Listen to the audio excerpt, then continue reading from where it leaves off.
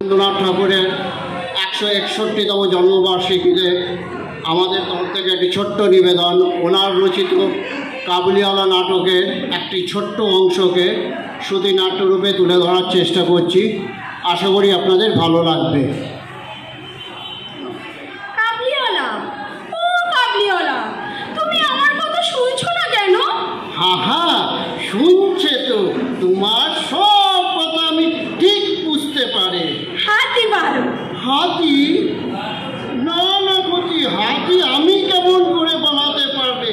ওই आदमी कभी हाथी नहीं बना सकता है। তুমি কে বানায়? খোদা তাআলা বানায়, তিনি সব পারেন। খোদা তাআলা? উমা, সে আমার কে? তুমি খোদা তাআলাকে চেনো না? তোর বাবা, আমি কি তাকে কোনোদিন দেখেছি? খোদা তাআলাকে কেউ কোনোদিন দেখতে পায় না। তুমি দেখেছো? না না, ওনার কাছে ধ্যান করতে হয়, দুয়া মানতে হয়, তব ওনার দেখা মেলে। ও মা, বানিয়ে বানিয়ে কি মিথ্যে কথাই না বলতে পারো। এই তো বললে তোমার ওই খোদা তাআলা, তাকে নাকি দেখা যায় না, আবার বলছো তাকে দেখা যায়। বুঝি না বাবু তোমার কথাবার্তা।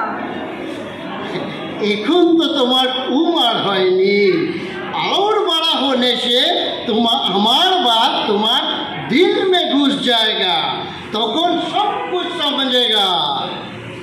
কি জানি বাবু, কি যে ছাইপাশ বলো না।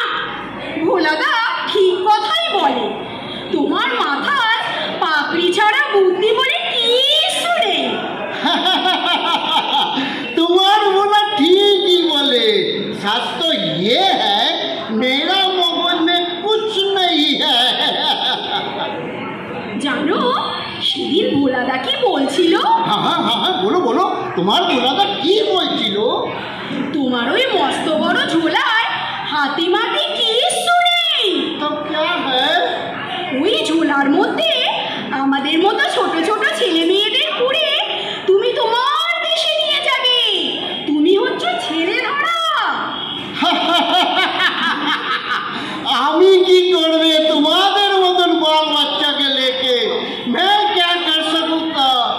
सच तो ये है मेरा मुल्क में डेली खाना नहीं मिलता, तो तुम लोग को लेके वहाँ पे क्या करेगा मैं?